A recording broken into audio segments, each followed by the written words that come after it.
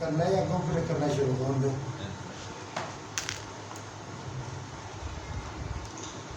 السلام علیکم ورحمۃ اللہ وبرکاتہ. بتایا کرو یار، گونگے تو نہیں اگر سچی کہہ رہے تھے گونگے نہ مانو، جواب دیتا کرو.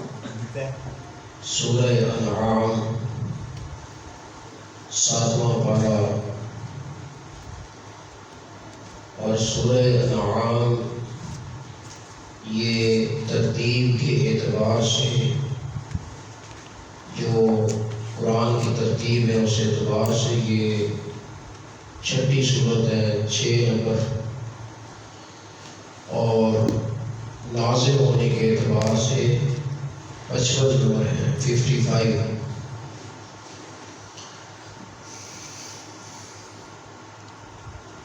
سورہ انعام جس طرح کہ ہم نے شروع میں یہ بات ذکر کی تھی کہ ہر سورت کا پہلی سورت کے ساتھ ربط، تو پہلی پچھلی جو سورت تھی اس میں شرک اعتقادی اور شرک عملی کا رد تھا. اس صورت میں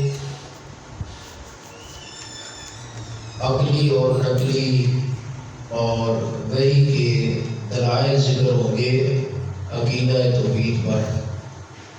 معاشرت کا رد تھا، یہاں توحید کے دلائل بیان ہوں گے اس صورت میں. دوسرا ربط یہ ہے کہ جب توحید تفصیل کے ساتھ ثابت ہوگی تو اس صورت میں تعلیم اور دعوت کے طریقے ذکر ہوں گے، اور اس میں جو دعوت کے میدان میں جو مسائل ہیں ان کا ذکر ہوگا، جو پریشانیاں ہیں. نمبر 3، پچھلی صورت میں فرمایا کہ غیر اللہ کے نام جو چیزیں نامزد کی گئی ہیں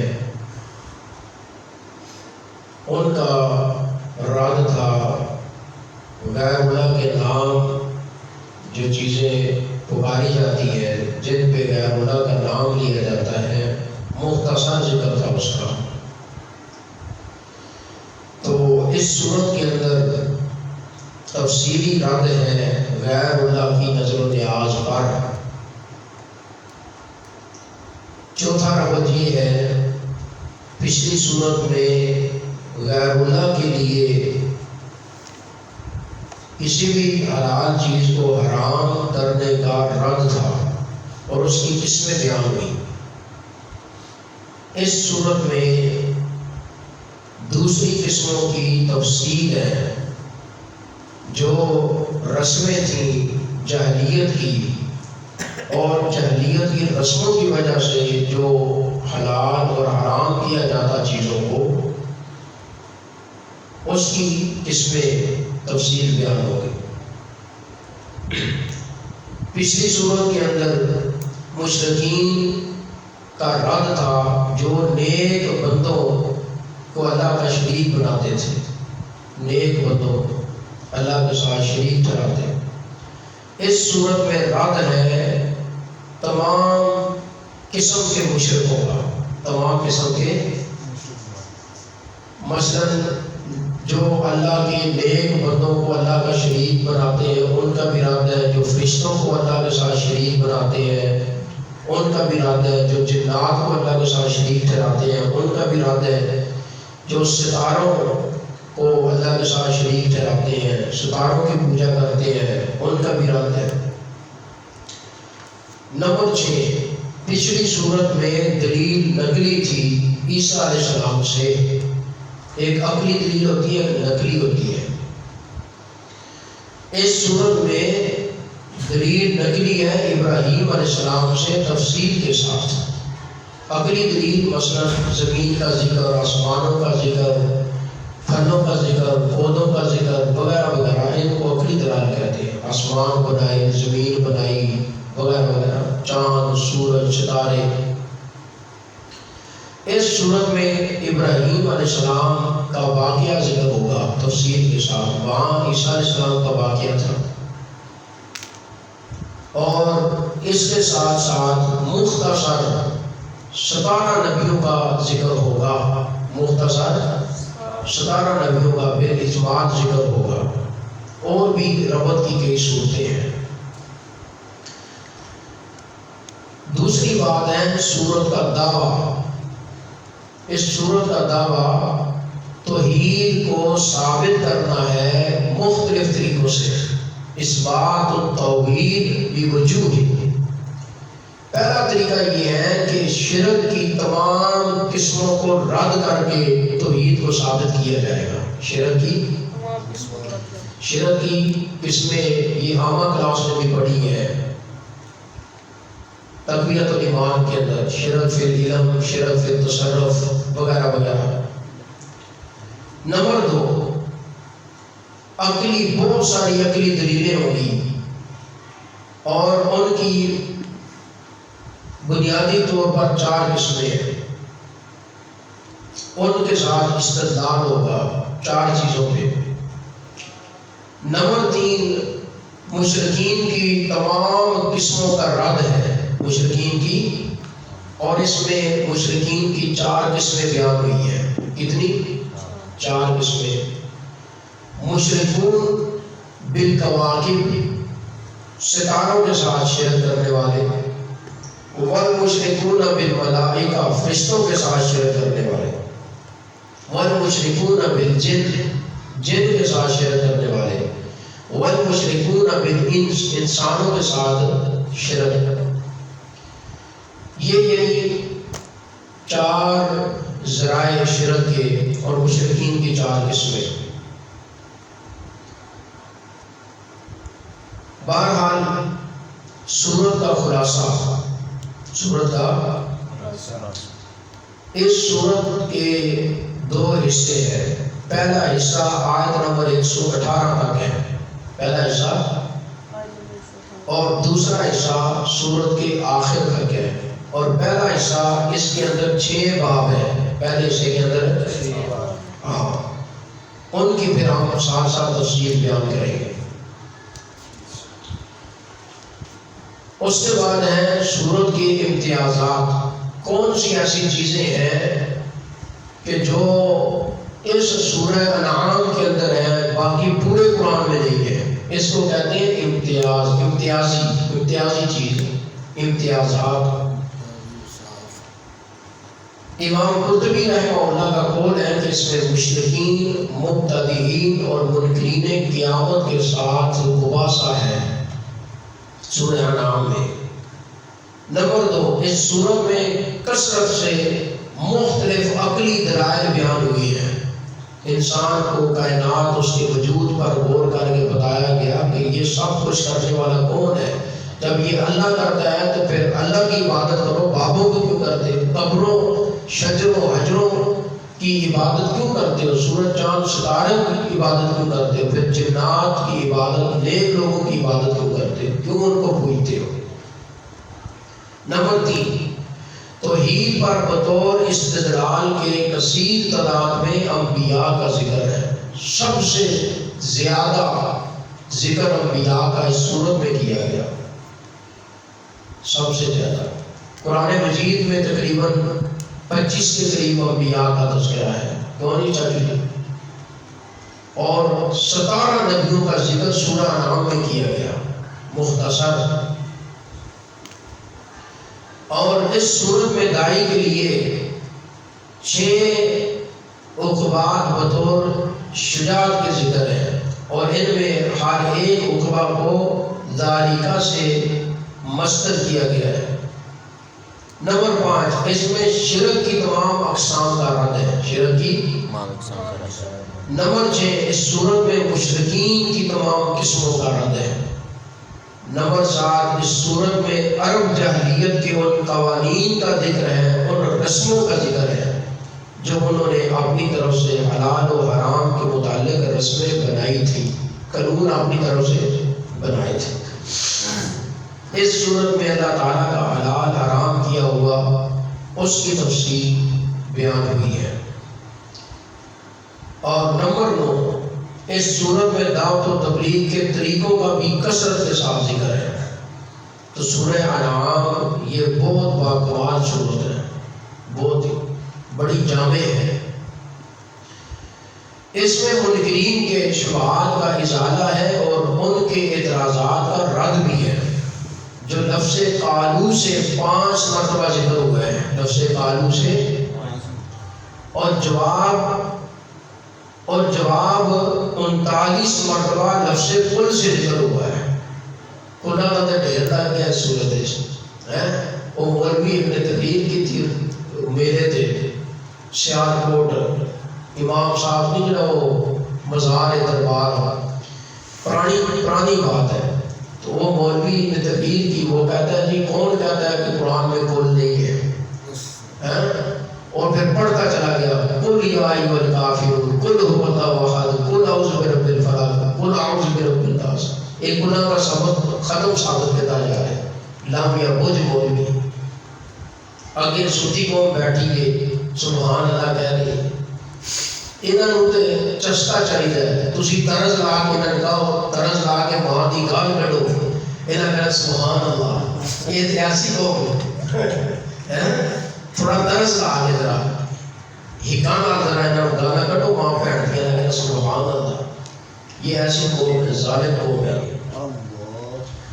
تو بہرحال توجہ کیجئے، ہائے ہائے،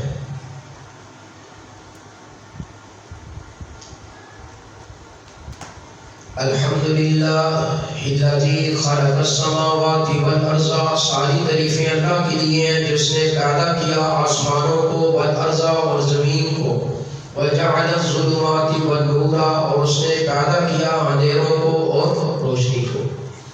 یہ عقلی دلائل ہے۔ اس کے لیے بندے کا پڑھا لکھا ہونا ضروری نہیں ہے۔ مولوی کہتے ہیں کہ قرآن بڑا مشکل ہے، اس کو سمجھنے کے لیے 18 علوم کی ضرورت ہے۔ میں اکثر یہ کہتا ہوں کہ مولوی صاحب کو میرے پاس لے کر آؤ، صرف مجھے ان 18 علوم کے نام گن کے بتا دیں، بس، لمبی چوڑی بات نہیں ہے، پتہ اپنے آپ کو کوئی نہیں۔ کہنا قرآن کو ارتھ نہ لائے، توبہ توبہ توبہ، قرآن نہیں پڑھنا، کیونکہ قرآن پڑھیں گے تو پھر اپنی کتابیں نہیں بگڑی ہیں جنہیں آپ بھی لکھی ہیں مولوی نے۔ قرآن نہیں پڑھنا، کیونکہ قرآن پڑھیں گے ہدایت آ جائے گی، مولوی کے چنگل سے نکل جائیں گے، مولوی کی جیب نہیں بھرے گی، پیٹ پوجا ختم ہو جائے گی۔ اور جڑا بندہ قرآن کو سمجھ گیا، انہیں جمعرات کی روٹیاں کر لیا مولوی صاحب کو، کدے بھی نہیں کر لیا۔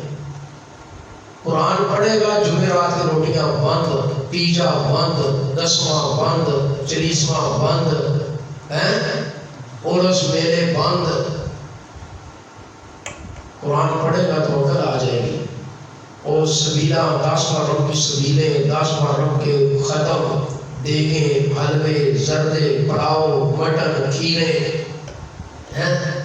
22 رجب کے کودے، یہ سب بند ہو جائے گا۔ یہ 12 ربیع الاول، یہ میلاد کے پروگرام، یہ جلسے، یہ جلوس، یہ میلاد شریف کے ختم، یہ سب بند ہو جائیں۔ تو مولوی تو غریب ہو جائے گا بیچارہ، کیونکہ جب قرآن پڑھے گا بندہ تو مولوی کے ٹیکسوں سے بچے گا۔ ایک گورنمنٹ نے ٹیکس لگائی ہوئی ہے عوام کے اوپر، ایک مولانا صاحب نے لگائی ہوئی ہے، جمن ٹیکس، مرن ٹیکس، غسل ٹیکس، کفن ٹیکس، جنازہ ٹیکس، دفن ٹیکس، اور لوگ رو رہے ہیں مولوی صاحب میت کو غسل دیا ہے تو جاؤ گھر کو، گھر والے سارے رون رہے ہیں، مولوی اتنے کھلوتا ہے، کہنا چودھری صاحب کتنے ہیں، تے پانی کتنے نے، پانی کتنے نے، بھائی جتنے بھی آنے تسی غسل دیتے ہیں، اللہ کا خیال سنا جاؤ گھر کو۔ آخر پائے ٹھیک ہے، پھر میں نے اجازت دیو، میں چلا وہاں، اجازت اتنے پھر اجازت لینی بھی ضروری ہے، جا وہ کی مولوی جانا جیب خالی ادھر کو جیب پان کے تو مولوی نہیں جانا، ان تے کدے بھی جانا۔ قرآن پڑھیں گے تو پھر یہ سمجھ آ جائے گا تو مسائل کھل جائیں گے. تو مولوی بھوکھا مرے گا بچارا، کیونکہ یہ یقین اللہ تے نہیں ہے، بابیاں تے ہے. ساری تعریفیں اللہ کے لیے ہے جو جس نے آسمان پیدا کیے، زمین پیدا کی. یہ بات سمجھنے کے لیے کوئی پی ایچ ڈی اسکالر ہونا ضروری ہے، ایم فل کرنا ضروری ہے. سی کم، ڈی کم، ای کم، ایل کم، جی کم، زیڈ کم، کسی کام کی ضرورت نہیں.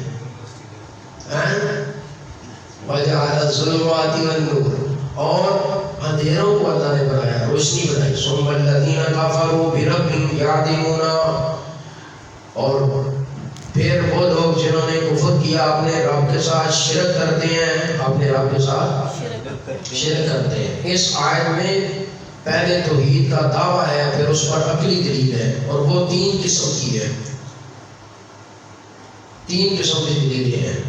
یعنی کہ پہلے اللہ نے ذکر کیا بلندی کا، آسمانوں کا، پھر اللہ نے پستی کا ذکر کیا، زمین کا، پھر اللہ نے وسطی درمیان کا ذکر کیا، زمین و آسمان کے درمیان والی چیزیں، اور پھر اللہ تعالیٰ نے فرمایا وَجَعَلَ الظُّلُمَاتِ وَالنُّورَ، رات اور دن کا ذکر کیا. یہ آسمان کس نے پیدا کیا؟ یہ بغیر ستون کے ساتھ آسمان کس نے کھڑے کیے؟ یہ سورج، یہ چاند، یہ ستارے، یہ آسمان پہ لائٹنگ کس نے کی ہے؟ یہ زمین کس نے بنائی؟ یہ پھل کس نے اگائے؟ سارے کہتے ہیں کہ اللہ نے، یا تو جیسے بابے کا کمال ہے تو سان دسو بھائی پہلا آسمان بابے فلاں نے بنایا، بابے چٹے نے بنایا ہے، دوسرا بابے کالے نے بنایا ہے، تیسرا بابے رتے نے بنایا ہے، چوتھا بابے پیلے نے بنایا ہے، ایک گاواں والی سرکار نے بنایا ہے، ایک جناب کتے والی سرکار نے بنایا ہے، یہ فصلیں جو ہیں وہ فلانی سرکار نے. یہ سب کچھ ہم تسلیم کرتے ہیں کہ زمینیں بھی اللہ نے بنائی، آسمان اللہ نے بنائے، زمین و آسمان کے درمیان مخلوق اللہ نے پیدا کی، پھل، سبزیاں، میوہ فصلیں یہ اللہ اگاتا ہے، آسمان سے بارش اللہ برساتا ہے، زمین سے پانی اللہ نکالتا ہے. جب یہ سارا کچھ ہم مانتے ہیں تو پھر ہم یہ کیوں نہیں مانتے الحمدللہ ساری تعریفیں اللہ کے لیے، تعریفیں پھر بھی بابیاں کی. منڈا اللہ نے دیتا ہے تو نام رکھ دیتا ہے پیروں نے دیتا. صاحب نہ اس اگر منڈا ایکسیڈنٹ ہوئے تو بچ جائے، کہتے ہیں جی سرکار کا کرم ہو گیا، سرکار کی نظر کرم ہوئی ہے کہ ہمارا بیٹا بچ گیا ہے. اگر بیٹا اس کی ٹانگ ٹوٹ جائے تو کہتے ہیں اللہ کی مرضی. وہ ہاسپٹل کے اندر سیریس تھا، بچ گیا، دوبارہ زندگی مل گئی. کہتے ہیں فضان نظر ہے، سرکار کا کرم ہے. حضرت قبلہ شاہ صاحب نے نظر کرم فرمائی، بھائی وہ پہلے ہی نظر کرم فرما دیتا نا، اتنے ہاسپٹل لے جان کی لوڑ کیوں پی گئی؟ پہلا کیوں نے نظر کرم فرمائی؟ انہیں تھی کھجر خراب ہوئے، شریر ہوئے، انہیں پیسے لائے، وہ آپریشن کرایا، سارا کچھ. پہلا کیوں نظر کرم نہیں؟ پہلے اندھا سی، پہلے اس کو نظر نہیں آتا تھا، نبینا تھا، کہ بعد میں آنکھیں ملی ہیں، نظر آئی ہے تو پھر اس نے نظر فرمائی ہے. اگر بندہ فوت ہو گیا کہتے ہیں اللہ کی مرضی. چور گھر میں آئے تو بچت ہو گئی، کہتے ہیں نظر کرم ہو گئی، سرکار نے، یہ ہم نے تصویر لگائی ہوئی ہے اندر سرکار کی، قبلہ شاہ صاحب کی، تو تبیج لٹکایا ہوا ہے اندر. تو یہ اس کی برکت سے اللہ، یہ حضرت نے ہماری حفاظت فرما لی ہے، اس کی برکت سے. چوری ہو گئی تو کہتے ہیں جی اللہ کی مرضی. اس کا مطلب یہ ہے کہ بابا حفاظت کرتا ہے، اللہ چوریاں کرواتا ہے. بابا محفوظ حفاظت کرتا ہے، وہ ایکسیڈنٹ سے بچاتا ہے، اللہ ٹانگیں توڑتا ہے. بابا زندگی دیتا ہے، اللہ مار دیتا ہے. بابا صحت دیتا ہے، اللہ بیمار کر دیتا ہے. یہ ہے ہمارا اللہ کے بارے میں گمان، اللہ کے بارے میں. پھر ہم اس اللہ سے جنت کی توقع لیے بیٹھے ہیں کہ جنت کی توقع رحمت کے متوقع ہیں، اللہ سے برکات کی توقع لیے بیٹھے ہوئے ہیں، اور اللہ کے ساتھ ہمارا جو رد عمل ہے وہ کیسا ہے؟ الحمدللہ، ساری تعریفیں اللہ کے لیے ہے، ساری تعریفیں اللہ کے لیے ہے۔ یہ دن اس نے بنایا، یہ راتیں اس نے بنائی، یہ سب کچھ اس نے بنایا، تو پھر عبادت کس کی کرنی ہے؟ نظر و نیاز کس کے نام کی ہوگی؟ پھر مشکل کشا حاجت روا کس کو مانیں گے؟ اللہ کو مانیں گے۔ رکوع سجدہ کس کے لیے ہوگا؟ اللہ کے لیے ہوگا۔ پھر مزار تے پکھے نہیں لانے، مسیطے لانے، قبر تے چادر نہیں چڑھنی، کسی غریب کو کپڑے لے کے دیتے ہیں۔ عجیب تماشبینی ہے۔ ایک قبر تے جا کے اتنے ترس پلانے مجاور جڑے نے انہاں نوں دودھ نہیں پیانا، اے غریب مدے کسی نوں دیو، خالص دودھ انہاں دیو کو پین دعاواں کرن، اللہ دا خیال صلاح انہاں نے شیاں نے تے دودھ پی کے انہاں پھر کہنا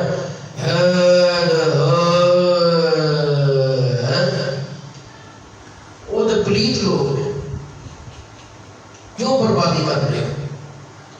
اللہ سے تعلق قائم کرو۔ تمام نبیوں، تمام رسولوں نے مشکل کے اندر، پریشانی کے اندر، دکھ کے اندر، تکلیف کے اندر کس کو پکارا ہے؟ اپنے رب کو۔ ہمیں بھی اللہ کو پکارنا چاہیے۔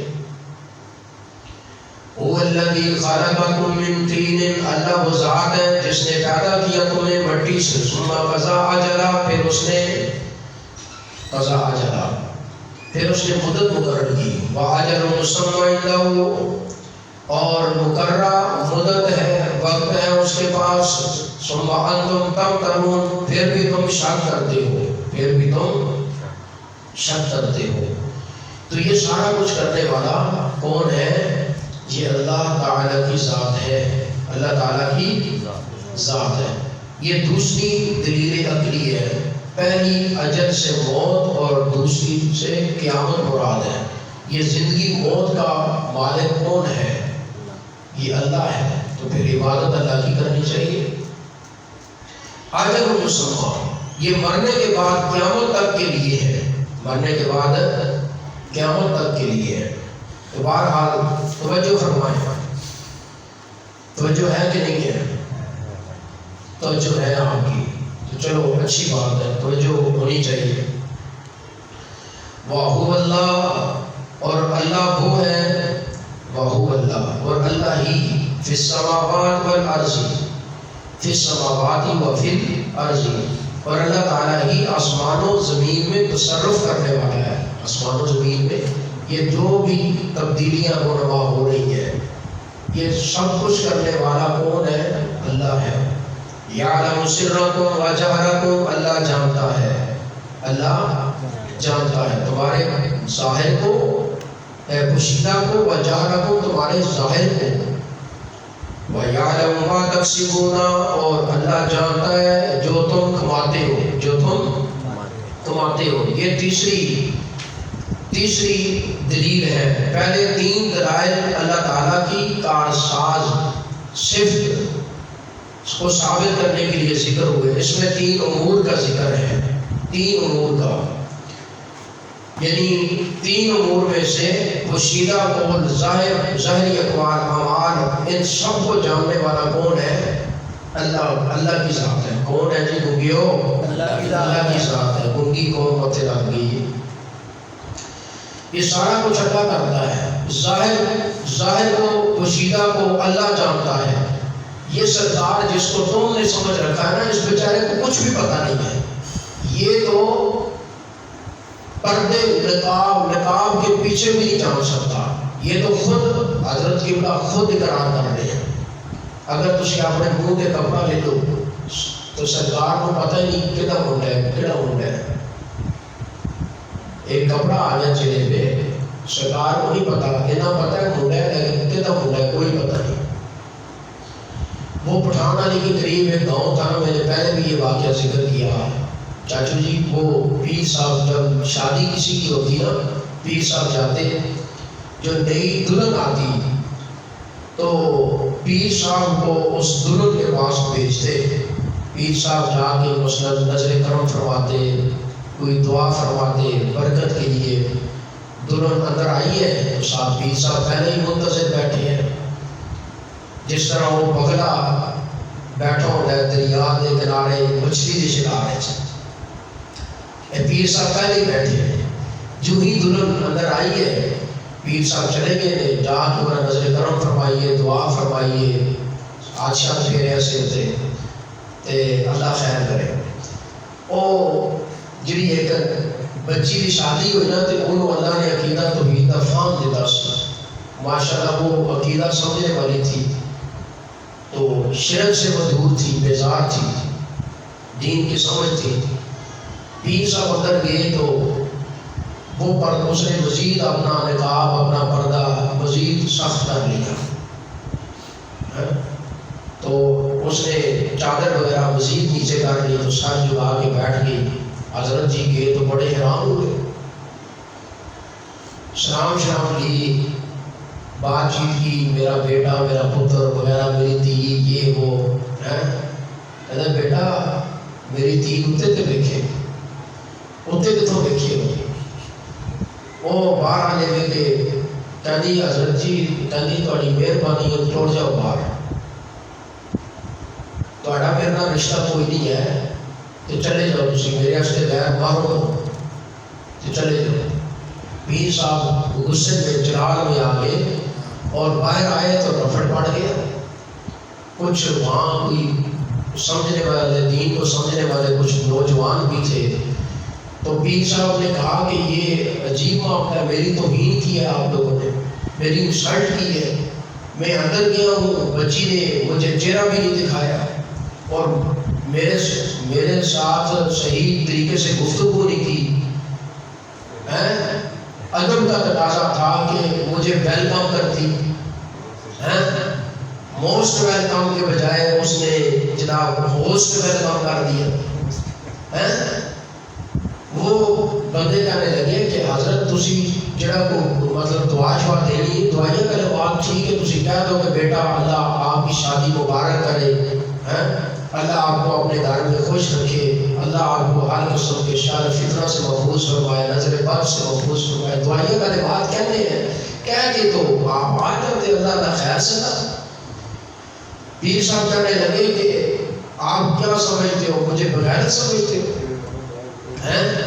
میں کوئی بغیرت ہوں؟ میں تو اس لیے اس کو دیکھنا چاہتا تھا کہ کل قیامت والے دن ظاہر ہے میری ڈیوٹی ہے کہ میں نے سفارش کرنی ہے اپنے مریدوں اور مریدنیوں کی.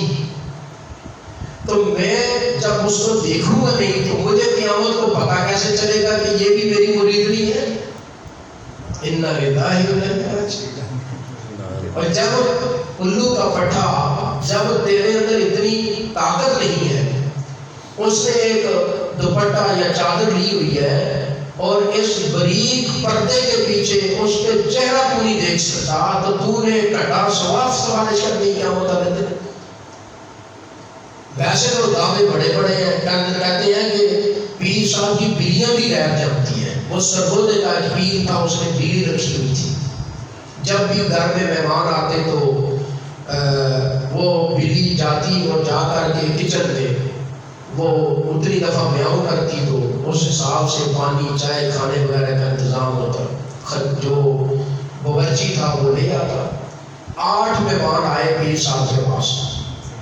بلی نے کہتے ہیں کچن میں جا کے باورچی کے سامنے 7 مرتبہ میاؤں کی، تو باورچی جو ہے وہ 7 چائے لے کر کے آ گیا. پیر صاحب کے پاس بیٹھے ہوئے مرید، ان میں ایک وہابی ہے اور باقی سب خرابی ہے. باقی سب خرابی ہے. تو 7 چائے آئی، پیر صاحب جلال میں آ گئے. انہوں نے باورچی کو ڈانٹنا شروع کر دیا کہ بھائی مہمان 8 ہے تو چائے آپ ساتھ لے کر آئے ہو. کہتا جی حضرت جی آپ بلی سے پوچھیں، اس نے جتنی مرتبہ میاؤں کی میں نے اتنی چائے بنا دی. وہ بلی سے کہتے ہیں پیر صاحب نے پوچھا تو بلی کہنے لگی کہ میں نے 7 مرتبہ میاؤں اس لیے کی ہے، ان میں ایک وہابی ہے، باقی جو جتنی خرابی تھی اتنی مرتبہ میں نے میاؤں کر دی. وہابی تھا ایک ہوتا تو اس لیے میں نے میاؤں. انہوں نے بلیوں کو بھی جناب سنی بھابی کے چکر پہ ڈال دیا. اِنَّا لِلَّهِ وَإِنَّا إِلَيْهِ رَاجِعُونَ. یہ تو اس قوم کا حال ہے. یہ قوم کیسے کامیاب ہوگی؟ کہتے ہیں جی مہنگائی بڑی، عمران خان نے یہ کر دیا وہ کر دیا، تمہارے کرتوت ہی اس طرح کے ہیں، تم بندے جو پتر بن جاؤ تو اللہ عمران خان کے بجائے مجھے وہاں پر مسجد پہ بٹھا دے تو پھر میں تمہارے لیے مسائل حل کروں۔ اور کیوں جی چاچو جی انشاءاللہ وہاں پر یہ چوریاں چکاریاں، یہ غنڈہ گردیاں، یہ بدماشیاں، یہ سارے معاملات سیدھی ہو جائیں انشاءاللہ جب تم بندے کے پتر ہی نہیں ہو، اللہ کو پوجنے کے بجائے مخلوق کے پجاری ہو، اللہ سے مانگنے کے بجائے مخلوق کے در کے مانگتے ہو، اللہ کی حیا کرنے کے بجائے مخلوق کی حیا کرتے ہو، اللہ سے حیا نہیں کرتے۔ بابے کا تمہیں بڑا ڈر ہے، ٹانگی توڑیں گے مسواک توڑیں گے تو بابا ٹانگ توڑ دے گا، تو بدماشی کرتے ہوئے، غیبت کرتے ہوئے، چغلی کرتے ہوئے، بدکاری کرتے ہوئے، بدماشی کرتے ہوئے، عیاشی کرتے ہوئے، گالی گلوچ کرتے ہوئے، بکواس کرتے ہوئے کبھی تمہیں یہ شرم نہ آئی، کبھی تمہیں احساس نہ ہوا کہ اللہ کل قیامت والے دن حساب لے گا، میرا اللہ مجھے پکڑے گا، مجھے سزا دے گا، مجھے جہنم میں ڈال دے گا؟ بابے سے بڑا ڈر ہے اور اللہ سے کوئی ڈر نہیں ہے، کوئی خوف نہیں ہے۔ یہ تو تمہارا حال ہے جی، توجہ کیجیے۔ تو الحمدللہ ساری تعریفیں کس کے لیے ہیں جی؟ اللہ کے لیے ہیں۔ تو مخلوق کو کسی قسم کا اختیار نہیں ہے، سارے اختیارات کا مالک اللہ ہے، خالق اللہ ہے، رازق اللہ ہے، بیڑیوں کو بناتا ہے، حاجتیں کو پوری کرتا ہے، شفائیں وہ دیتا ہے، بیٹے اور بیٹیوں کے خزانے اس کے پاس ہے، صحت بیماری کا وہ مالک ہے، عزت ذلت کا مالک اللہ ہے، بادشاہ وہ دیتا ہے، غریبی امیری اس کے اختیار میں ہے۔ اللہ تعالیٰ نے قرآن مجید میں مختلف مقامات پر اس کی وضاحت کی ہے۔ سورہ الفرقان آیت نمبر 3 ہے، وَاتَّخَذُوا مِن دُونِهِ آلِهَةً، انہوں نے اللہ کے علاوہ الہ بنائے، لَا يَخْلُقُونَ شَيْئًا، جو کچھ بھی پیدا نہیں کر سکتے، وَهُمْ يُخْلَقُونَ، خود پیدا کیے جاتے ہیں، وَلَا يَمْلِكُونَ لِأَنفُسِهِمْ ضَرًّا، نہیں وہ اختیار رکھتے اپنی جانوں کے لیے نقصان کا، وَلَا نَفْعًا، نہ نفع کا، وَلَا يَمْلِكُونَ مَوْتًا وَلَا حَيَاةً، نہیں وہ اختیار رکھتے موت کا، نہ زندگی کا، وَلَا نشورا، اور نہ دوبارہ اٹھنے کا، جن کو تم نے بڑی سرکار بنایا ہوا ہے۔ ہمارے حضرت صاحب پھونک مارے تو یہ ہو جاتا ہے، پھونک مارے تو وہ ہو جاتا ہے، پھونک مارے تو فلان ہو جاتا ہے، پھونک مارے تو ڈمکان ہو جاتا ہے، کچھ بھی نہیں ہوتا۔ یہ سارے اختیارات کا مالک اللہ ہے۔ اور سورہ لقمان میں اللہ نے فرمایا، خلق السماوات بغیر عمد ترونها، اللہ ہے جس نے آسمانوں کو بغیر ستونوں کے پیدا کیا جنہیں تم دیکھ رہے ہو، وَأَلْقَىٰ فِي الْأَرْضِ رَوَاسِيَ، اور زمین میں پہاڑ پیدا کر دیے، أَن تَمِيدَ بِكُمْ، زمین تم پر ہل نہ پائے، وَبَثَّ فِيهَا مِن كُلِّ دَابَّةٍ، اس میں ہر قسم کے چوپائے اللہ نے پھیلا دیے، چلا دیے، وَأَنزَلْنَا مِنَ السَّمَاءِ مَاءً، وَأَنزَلْنَا، اور ہم نے نازل کیا آسمان سے پانی، فَأَنبَتْنَا فِيهَا مِن كُلِّ زَوْجٍ كَرِيمٍ، اور ہم نے ہر قسم کے اس کے اندر پھر عمدہ چیزیں اگئی، ہر قسم کی پھل میوہ وغیرہ۔ ھذا خلق اللہ، یہ اللہ کی تخلیق ہے، یہ پیدا کس نے کیا؟ سب کچھ یہ اللہ نے پیدا کیا ہے۔ فَأَرُونِي مَاذَا خَلَقَ الَّذِينَ مِن دُونِهِ، مجھے دکھاؤ، مجھے بتاؤ، مجھے دکھاؤ، مجھے یہ بابے مٹھے نے کیا پیدا کیا ہے، بابے کھٹے نے کیا پیدا کیا ہے، بدول دانے والے نے کیا پیدا کیا ہے، یہ چورے والے پیروں نے کیا پیدا کیا ہے، یہ بھورے والے پیروں نے کیا پیدا کیا ہے، قصور والوں نے گجرا والا، انہوں نے کیا پیدا کیا ہے، یہ علی اجمیری، یہ جناب معین الدین چشتی، یہ ملتان والی سرکار، ناپاک پتن والی سرکار، انہوں نے کیا پیدا کیا ہے؟ کوئی بتاؤ تو صحیح۔ ھذا خلق اللہ، یہ اللہ کی تخلیق ہے، مجھے بتاؤ تو صحیح۔ ماذا خلق الذین من دونہ، کیا پیدا کیا ان لوگوں نے جو اللہ کے علاوہ ہے، کچھ بھی پیدا نہیں کیا۔ بل الظالمون فی ضلال مبین، اصل بات یہ ہے کہ ظالم وہ واضح برائی میں ہے۔